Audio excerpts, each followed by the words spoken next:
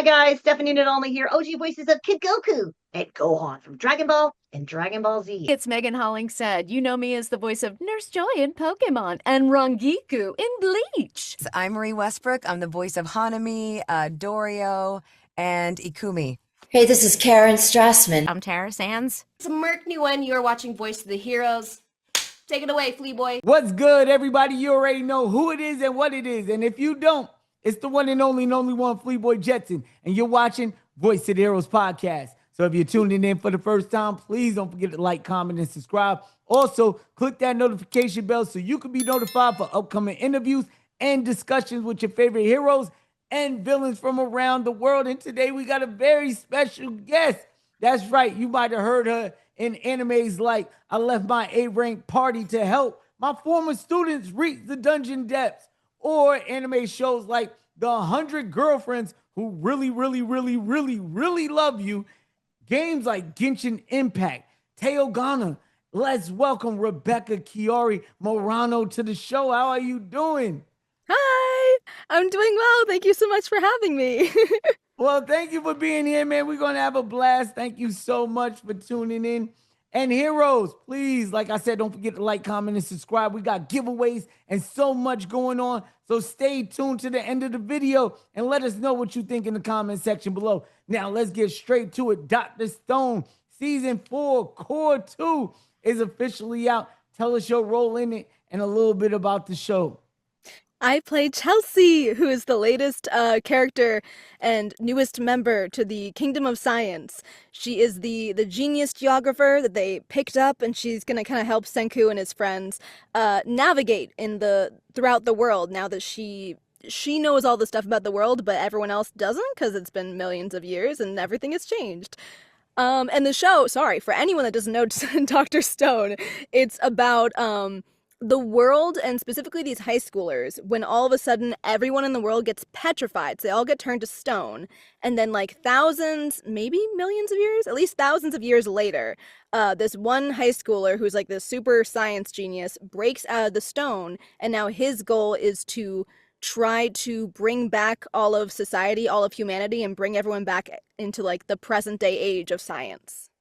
Yeah, it's amazing. I remember when it first came out, 2019. I thought it was 2020, but Rebecca corrected me. I don't know why I thought it came out during COVID. I could be wrong. I don't know. I thought it was 2019. Hey, you might be right though, because it came around when I was definitely living in Virginia. I know for a fact I was living in Virginia when it came out. But when it did come out, it was so like new and so different. Like you see the world come to an end in a sense, and to like start all over again was crazy. So being a part of this franchise, because people are loving it. It's definitely got a core audience out there, and we getting definitely two more cores, maybe one more core. We're on the last season, but it's being broken up into 3 parts. We finished core 1 already. We just started core 2, and then I think maybe 1 or 2 months after we finish this core, we have one more core. Oh, man. So Dr. Stone fans, lock in, man. Lock in. I wonder if they'll do any spinoffs. That'll be pretty dope, man. I don't know. A lot of anime starting to do spinoffs. Look at My Hero Academia. I'm pretty sure we're going to get a spinoff for Demon Slayer. They're just too popular to I don't know why they just don't leave them alone, but I wouldn't be surprised if we get an AOT spinoff. But let's talk a little about your character in Teogonia, right? Teogonia. Teogonia. Now, Kai isn't your typical anime protagonist. How did you approach balancing their emotional depth with the genre's expectations? So Kai he was such a joy to voice, because as a girl, I never really get to play the stereotypical anime boy of I must get stronger, and obviously, he still has a lot about him. He's a 12-year-old boy. But the show gets really serious, and it's very grounded in reality. So you kind of have to grow with him as he starts to mature and kind of, get his bearings. Because it is a very similar show where, the main premise is, there's these demi-humans that are trying to attack his village. So you think it's a AOT kind of thing where it's okay, he just has to fight everyone off. But then you kind of realize, okay, I'm not gonna spoil anything, but there might be something more to this, and there might be some underlayers that are a bit more intelligent. Yeah, it's definitely gets real heavy. Even from the first episode, it gets heavy. What are some of the vocal or emotional anchor points you relied on to stay connected in such a grounded series or in a role with like Kai? Some of the emotional anchor points. Oh, I mean, I think just keeping him based in reality and how we would naturally react in those situations. Because it's not just like, oh, I got attacked by like a flying bat or whatever, and you have to kind of imagine what it's like. These are all like real scenarios. It's very political. It's very societal. It just feels so real, even though it's in a fantasy setting.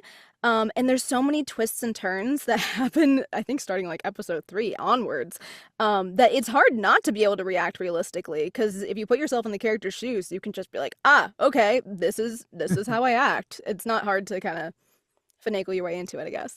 Hey, did you lose yourself in the booth sometimes? Because one thing I love about voice acting, right? And watching y'all do y'all magic and transform into these characters. Did you ever like really like let it all out in the booth? You definitely have to for that show. Every single episode, I think I had to have some moment of like, because there's a lot of fighting. There was definitely moments where you have to have like big screams or like really big battle stuff. Because again, it's still supposed to be grounded, so it's like real screams of either getting hurt or like stabbing someone. So you gotta let yourself go for those. Definitely. Now, if let's just say if keyword, right? If Kai was transported into 100 girlfriend universe for a day, how would he react? I guess it depends on where he is in that universe, because everyone else other than the girlfriends, they're just kind of living their lives normally. I don't know. I feel like he would be very bashful. That's the thing. It's kind of like a mini. It's not really a harem because they don't lean into that. But Teogonia, he has like multiple girls that like really want to be close to him. So in a way, it's very similar to 100 Girlfriends. That's why I said, well, how you think he'll react in the universe like that? Around them, at least. That'd be pretty interesting. He'd be very respectful. All right, but now as someone who also directs, right? I cast direct, yeah. Yeah, you cast direct. How would you coach another actor? Oh, well, you say you cast direct. I have done some directing too, but I do more casting than directing. All right, but so then I can ask the question. How would you coach another actor playing a character similar to Kai? I think a lot of it really is just basing it back on your own reality. So basing it on your own situations. So like if something really horrible happened, like someone betrayed you, or maybe your family was slaughtered in front of you, trying to think back to things in your own life that would be very similar to it. Or just kind of going off the basics, like most acting, it's like, what is my motivation in this scene? What exactly am I trying to get done? But also, what are some maybe the underlying emotions?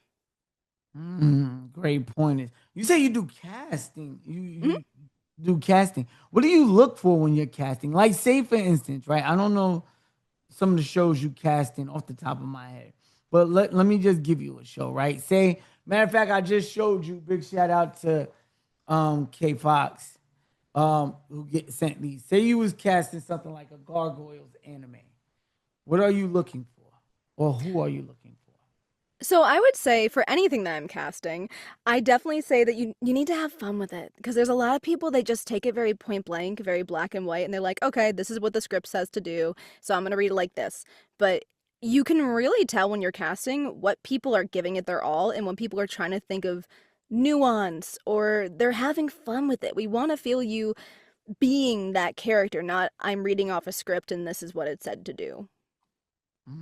Okay. Now I do want to pivot towards another anime you was in, and that's 100 Girlfriends Who Really, Really, Really, Really, Really Loves You. Now let's talk a little bit about your character and a little bit about the show, because I'm interested to know. That's a crazy title, but I definitely want to get into that. So let's talk a little bit about that anime. That anime is crazy. So there's been 2 seasons so far. I think the reason why the title is so crazy is because in season 1 there were technically really 5 girlfriends, so it's one for each really. But in the second season, we get 5 more, I think. No, maybe more. I think we got up to like 10 we got up to 10 girlfriends. So yeah, 5. I play Iku, who is the the very hardworking baseball girl who's also a bit of a masochist. So she's definitely a comedic type. Hey, man, I gotta check. So it's one dude and he got 10 girlfriends? He's gonna get 100, but yeah, so far he has 10. Wait, he's gonna get 100 girlfriends? Yeah. So the story Man, is I can't even text 100 people at one time. that's exhausting. It would be. He trains. The show shows you he trains in order to be able to give each girl their own special attention. You know. So let me ask you: are there different arcs for certain girlfriends? And do they dive into their backgrounds? Sort of. So each girlfriend, what it kind of comes down to so far has been like each girlfriend that he gets like 2 episodes usually where you kind of meet them and he goes on a date with them and then he kind of brings them into the group. And then sometimes if they're more the ones that are at the beginning, sometimes they'll still get an additional episode later on. But we definitely do get to explore each girlfriend, at least for one episode where it's all about them and you find out about their past and things like that. Man, and they just like, hey, I'm gonna be part of the roster. I'm part of the team. I'm here. Like, do the other girlfriends know about each other? The storyline is it starts off with Rentaro, who's the guy, and he loves love and he's always wanted a girlfriend, but girls keep rejecting him for some reason. And so then when he gets into high school, he goes to the shrine and he's like, dude, why can't I find love? And the shrine god comes and he's like, hey, about that. He's like, when I was like assigning soulmates at birth, I accidentally wrote 100 next to your name instead of the number 1. So you are gonna have girlfriends, just like a lot of them. And by the way, if you turn any of them down, they will die. Ooh. Does it get a little dramatic? Like, do you think we might see that? No, I don't think so. It's very lighthearted. There are definitely some darker moments in each episode. Like, my character at one point kind of battles some anxiety or depression or PTSD. Not that deeply, but like on the surface. So they can get into it for each girl, like their insecurities and things they have to overcome. But the nice thing about it is because they're soulmates, each girl is just so infatuated with Rentaro, and Rentaro treats them all so well that they're like, okay, I guess like if I have to share you in order to have you in my life, it's worth it. And all the other girls are so supportive of all of the other ones. It's not like they're very catty towards each other. So it's just a very nice, wholesome show. Damn, Rentio sounds like the man. He sounds like that guy right now. He might be the biggest pimp in anime. I ain't gonna lie to you. All right, so now, oh man, I forgot you play a camera. Yes. Am I correct? A camera. So I gotta ask you, how did that even come about? Like when you was reading for the script, like did you like a camera? How did that come about? And also, how did you give it like a personality or a vibe? So it came about. I got in. He's from the first episode. He's in every single episode. I play Camerat in the show. You know, I left my A-rank party to help my former students reach the dungeon depths. And I don't know. I thought he was cute. It was my first time getting to play like a little creature sidekick in an anime that's like not the titular, but like the main group mascot. And so I was so excited. It actually kind of came about because this was Manny, who's the director for the Crunchyroll show.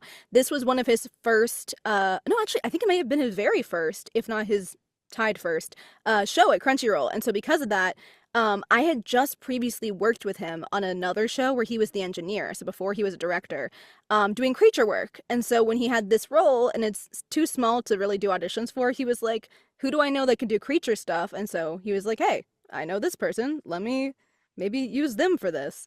So I was just excited to get to be a creature, and it's not hard to characterize him because he's cute and he starts off very simple, but then as the series goes on, he gets to have more emotions and he gets a girlfriend. I also play the other floating camera named Selfie, who's definitely more girly. It's fun. It's a lot of fun. Oh, and I do all the after credit stuff where I say like next time on, which has also been like such a cool thing to do. That's fire. Oh, so you was all over that show, man. Y'all gotta go check that out. We might do a movie night or something for that.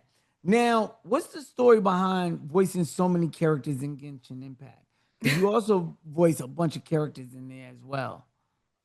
Yeah, a lot of us will voice a lot of NPCs throughout the many versions, but then some of us get to have a bit more of significant characters in certain regions. So even though I played a lot of NPCs throughout and like Melazines and things like that, I have two kind of main characters. The first one is Dolphy, who is the main character of Farina's story arc. She's like the actress who is like the head of this acting troupe.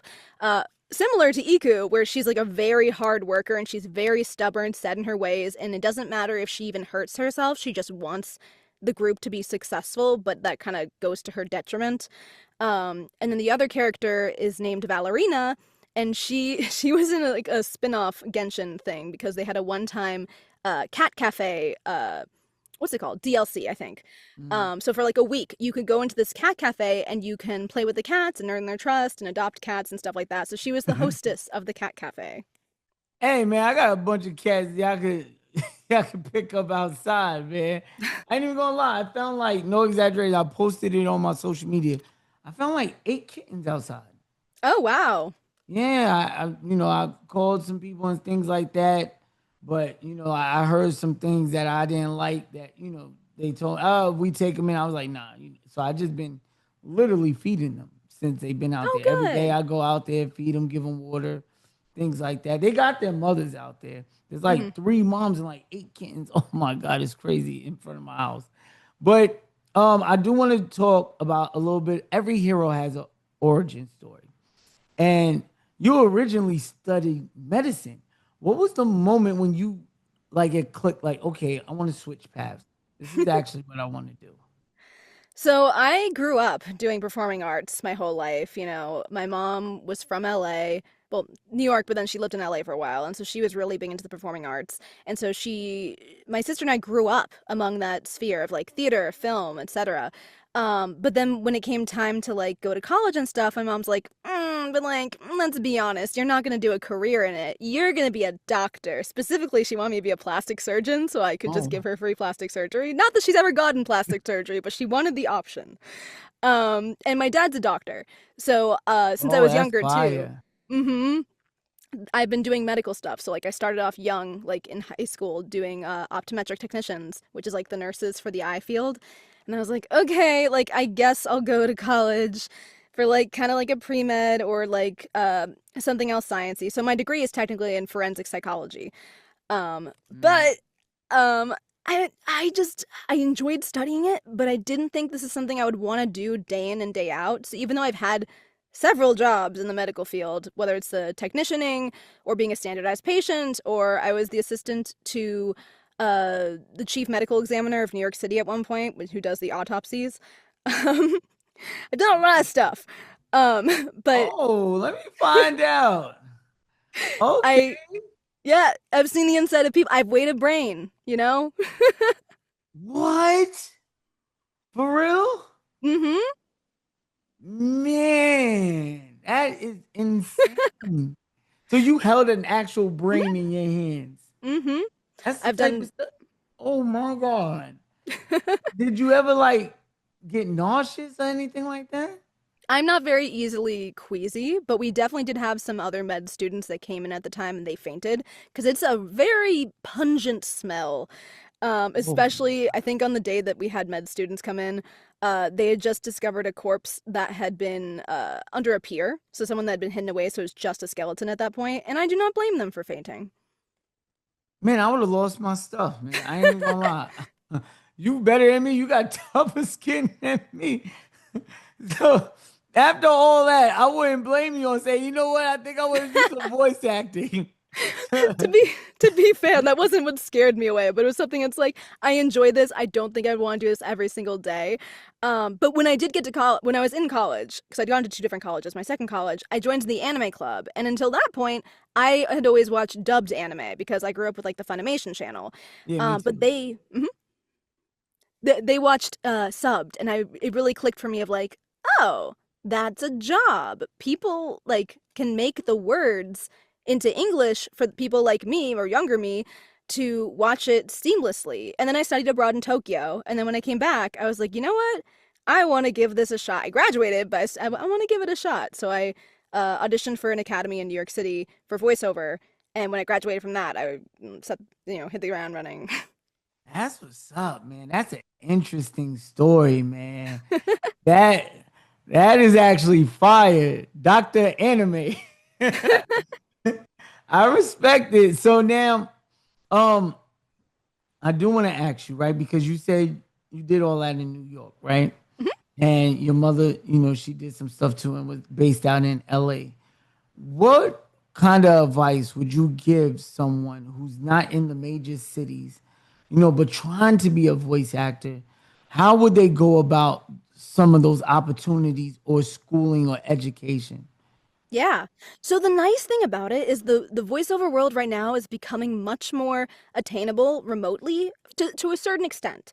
I think a lot of the beginning steps you can do no matter where you are. So for example, the first kind of step is like getting some classes, and a lot of classes are remote nowadays, so you don't need to be in person for those. Getting good classes, and not just like what are they called? Oh, I'm forgetting the word for them. There's certain classes you can take where it's like a show off, like a showcase. That's the word. You don't want to take too many of those because that's just 5 minutes of showing off to a director, but you're not going to learn as much. Take actual classes that help you learn the fundamentals. Take coaching, specifically individual coaching with a coach to really figure out what your strengths are and stuff you have to work with. Once you've kind of got that under your belt, doing some indie animations, or sorry, not animations, indie auditions is going to be great because you get your feet wet, whether it's paid or not, and really see if you enjoy doing voice acting. Because I think a lot of people just kind of want to start off with like the lead in an anime, but they don't really know what it's like to build up to it or how difficult it is. Because I know people that have started with just that, and it's very difficult. So I think just getting started with the classes and the coaching, and then there's great audition sites. Like there's a site called Casting Call Club, which is free to join. There's no AI. And that way you can kind of get your feet wet with it. And then once you have your demo, you can start applying to places like rosters and studios and agencies and stuff. And from there, if you really see that you enjoy it and you're doing well and you're succeeding, then I would say it makes sense to move somewhere. Because even though I'm from New York, a lot of the New York studios right now are remote, or they aren't really based in New York anymore, which is why I flew down here to Texas, because we have a lot of the studios in person here that you can't do remotely. Yeah, Texas, man. Everything's over there, huh? Crunchyroll, Sentai, Sentai. Okratron. Yeah, there's a lot of stuff in Texas, man. I'm ready to move to Texas. I ain't gonna lie to you. I'm right here in Oklahoma. Oh, you're nearby. Yeah, I'm ready to go, man. I ain't even gonna lie. All right, let me ask you this, right? Let's keep it on, trying to give people some advice. Let's talk about some mental health stuff for voice actors real quick. How do you let's keep it on you for now. How do you deal with rejection, self-doubt in such a competitive field with dealing with auditions and things like that? Well, that's another reason why I think it's great to start from the ground up, because you can get used to rejection. Because in the beginning, it hurts if you really find a cool project. You're like, oh, I really want this so badly. But you get used to it, because a lot of people, you tend to realize as you go on, it's not about you. It's not that you weren't a good fit for it or that you're a bad actor. It's that maybe you weren't the best fit for the role out of all the people there, or maybe it just wasn't the right timing, or in some situations that I've been in, you were like really great for the role, but your voice sounds way too similar to someone they already have in the cast. So most of the time when you get rejected, it's not even about you. So just kind of, you got to keep going, and you got to be stubborn and keep pushing for other auditions, and it gets easier. And then what I tend to tell even my friends when they get really upset that they, aren't booking as much lately, or they really want something that didn't get it, is to really look back and see how far you've come, especially like in our sphere. You can look back on where you started, whether it's like the indie sphere or just doing free projects, and be like, wow, if I know I'm disappointed that I didn't get to play Charizard in the newest Pokemon or something, but then you can be like, yeah, but if I were to see my younger self who just started voice acting and tell them the stuff that I'm in, I'd be blown away, Great advice. I like that. Speaking of Pokemon, right? If you was to voice a Pokemon, what type would it be? for one. And what would the special move sound like? Okay, so I always tell everyone that I am literally Psyduck. I am constantly confused. So I would probably be a psychic type. And then, I don't know, the sound would probably be something stupid, like, you know. All right, now we're gonna get into the giveaway part before we get into the universal and fun questions. Y'all know how it is, man. This segment is called recommendation, self-explanatory. Rebecca is gonna give us a recommendation. You're gonna go check out that recommendation, support the channel, and by doing so, you're gonna be gifted either a PlayStation 5 or a Nintendo Switch 2, and a signed autograph from either Joshua's Seth, which is the voice of Ty from Digimon, or David Forseth, which is the voice of Soul Bad Guy from Guilty Gear. Now, this is how it works. All you gotta do is like, comment, and subscribe. Listen to the recommendation, check it out, come back, leave a comment, but please make sure you don't comment nothing dumb like we ain't gonna know you didn't check it out. And also, I will never ask you for any shipping money. So if somebody messages you and you think it's me, just know, don't get scammed in the comment section. Please, I will never ask you for any shipping money if you do win. All right, Rebecca, give us that recommendation. I would really love people to check out Teogonia. It wasn't, I know it's a newer show and it's not one of the ones that have multiple seasons, so it's not the most advertised show. But the people I know who have checked it out, especially if they make it past the first couple episodes, they really enjoy it. So please check out Teogonia. I swear, it's so good. Check it out. That's one of the ones on my list that I've been watching. I've been watching that one. I've been watching The Water Magician.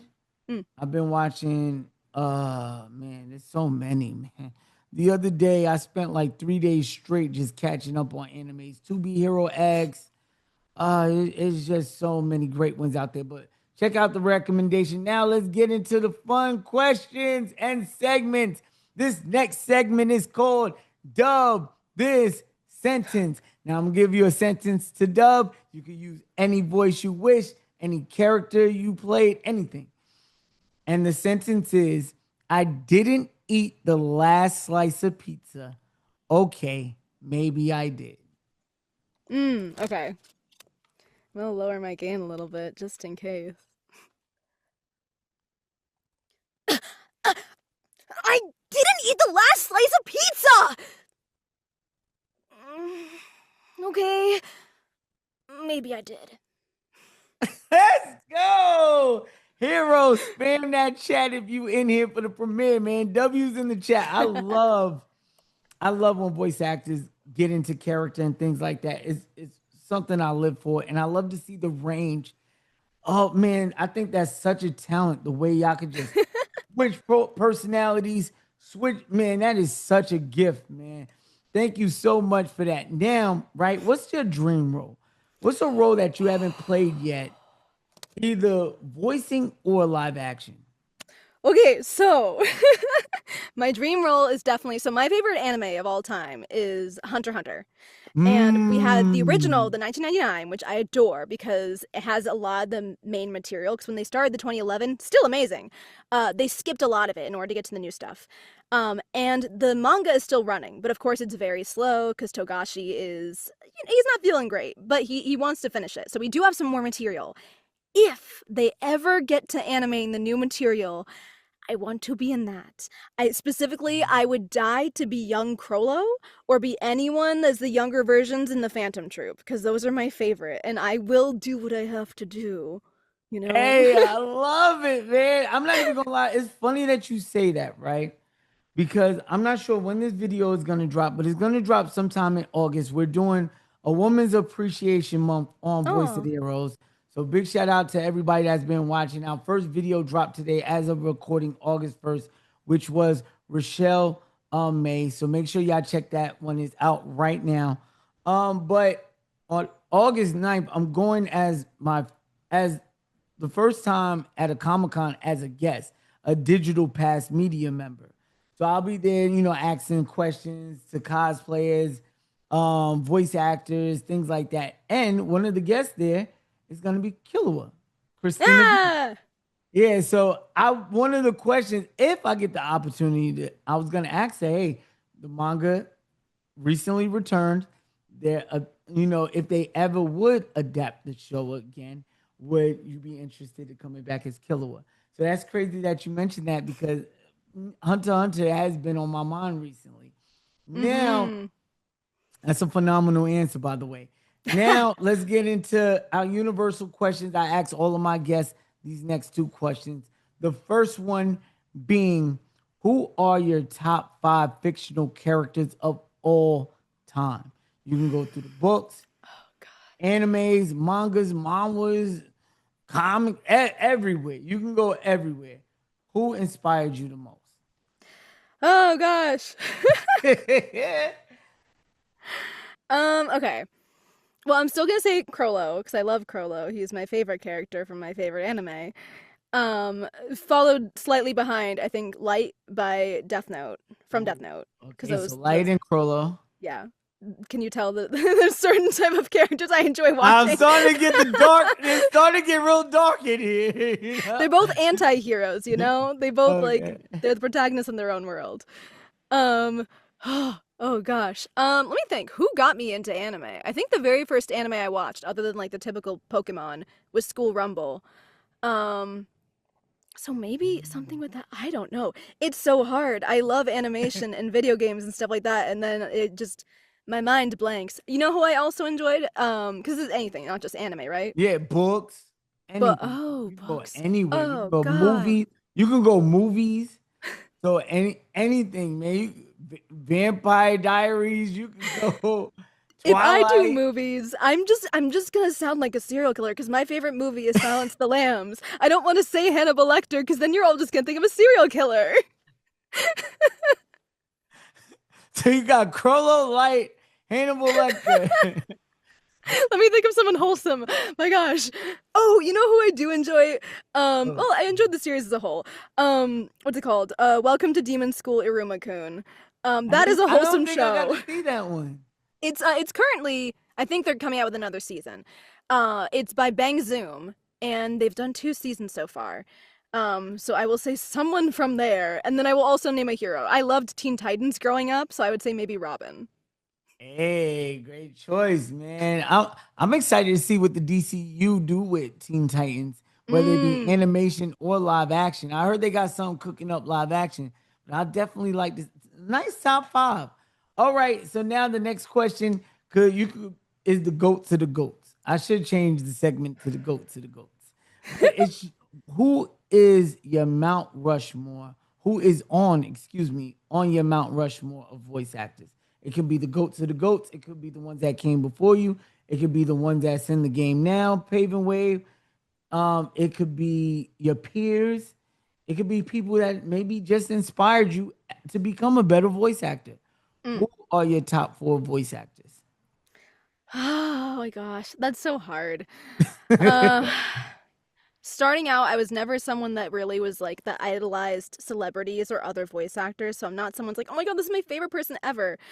But I will say I obviously respect a lot of the work that a lot of people do.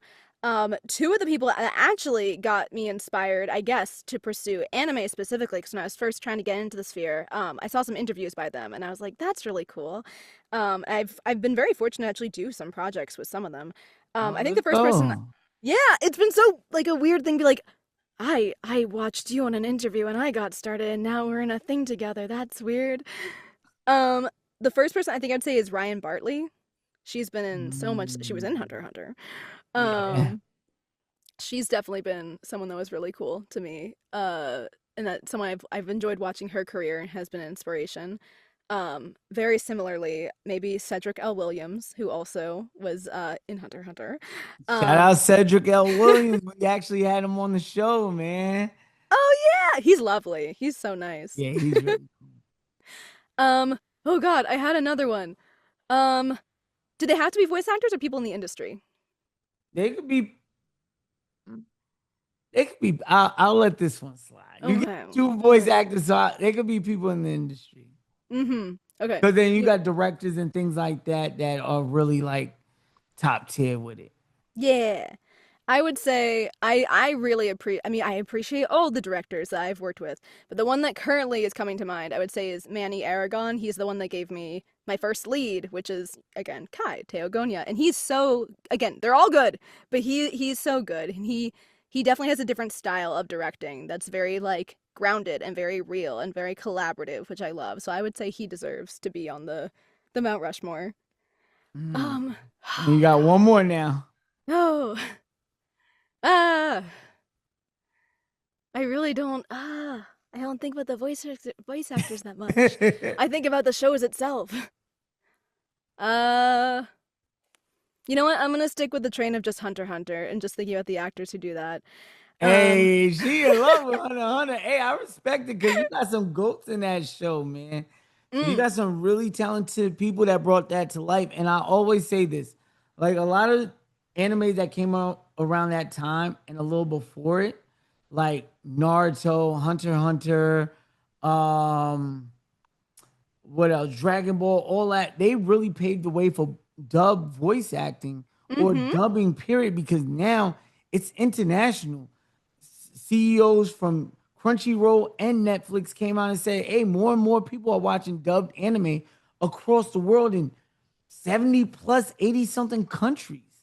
So, Mm-hmm. and they the one who really paved the way because no disrespect to any artist that put in a craft before, but there was some animes that, people rather Americans rather hear the subtitle than hear the Mm-hmm. dub because, they really wasn't that good, man. So salute to you and everyone that's putting on right now in the industry. Y'all are goats yourself, man. This podcast is dedicated for you. This platform is to give you your flowers. So thank you for all the times you made us laugh, cry, and hit us with all these different emotions by just using your vocals. Thank you so much, Rebecca, for coming on the show.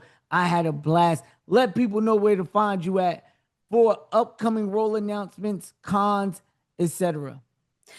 Okay, so you can find me for social medias. I would say Twitter is at RCM voice. I don't say X. I will say Twitter because that is what it was. Yeah, I At don't know why they RCM changed it, man. politics. At RCM voice.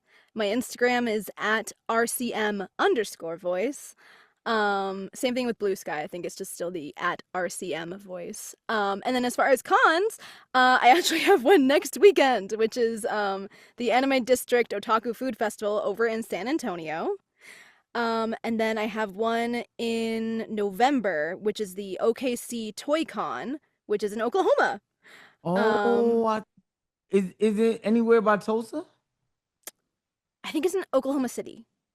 Oh, that's a little too, that's like, nah, that ain't too far. That's like an hour and a half for me, something like that. That's pretty dope.